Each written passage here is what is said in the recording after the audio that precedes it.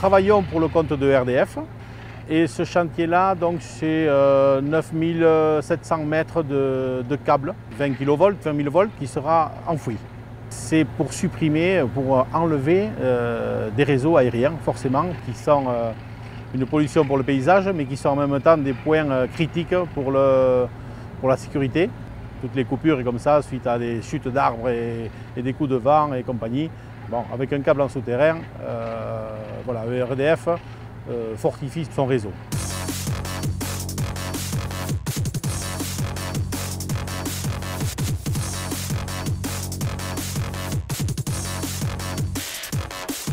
ERDF, vu l'ampleur du chantier, a souhaité venir se rendre compte du travail exécuté et rendre compte en même temps aux concessionnaires de la voirie.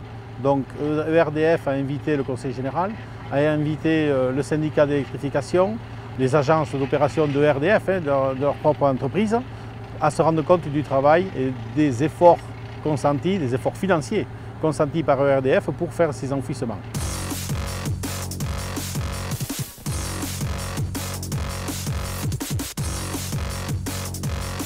Ce plan d'investissement initié par ERDF, et plus particulièrement la direction Pyrénées-Landes,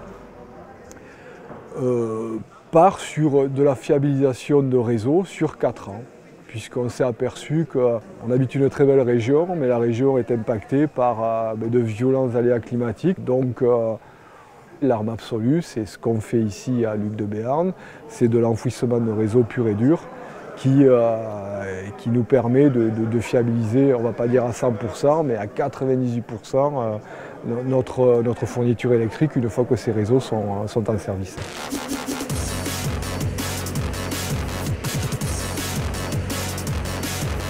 La trancheuse sur ce chantier est un matériel indispensable pour maintenir une cadence. Derrière, forcément, nous avons nos équipes avec une pelle pour reboucher, pour compacter, une balayeuse pour nettoyer la route, pour essayer de faire un maximum de choses dans un temps réduit. ERDF va investir 22 millions sur 4 ans dans toutes les Pyrénées-Atlantiques, aussi bien le Pays Basque que le Béarn.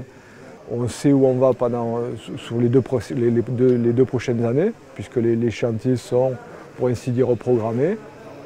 Et après, les services chez nous travaillent à nous procurer des chantiers au fur et à mesure jusqu'à aller au terme, on va dire 2019.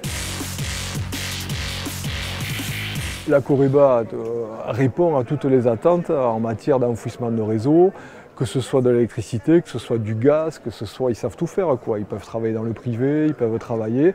Et là, il se trouve que sur le domaine public, pour ERDF, ils ont répondu à un appel d'offres qui leur a permis de décrocher ce marché et d'avoir 2 ans et demi, 3 ans de travail devant eux. Donc les critères sont d'ordre technique déjà, ça c'est certain, puisqu'ils ont toute une chaîne au niveau des bureaux d'études, au niveau des équipes sur le terrain, au niveau des topographes. Vous avez vu peut-être les topographes aujourd'hui sur le chantier. C'est une entreprise vraiment très polyvalente qui répond entièrement à la demande.